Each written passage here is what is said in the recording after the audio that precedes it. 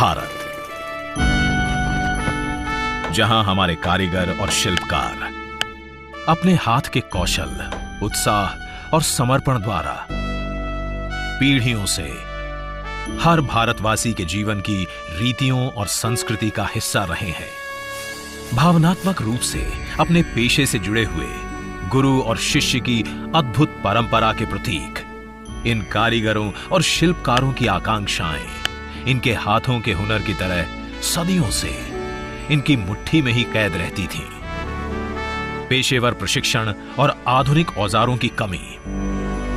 निवेश के लिए पूंजी तथा बाजार से दूरी समेत उन्हें कई चुनौतियों का सामना करना पड़ता था।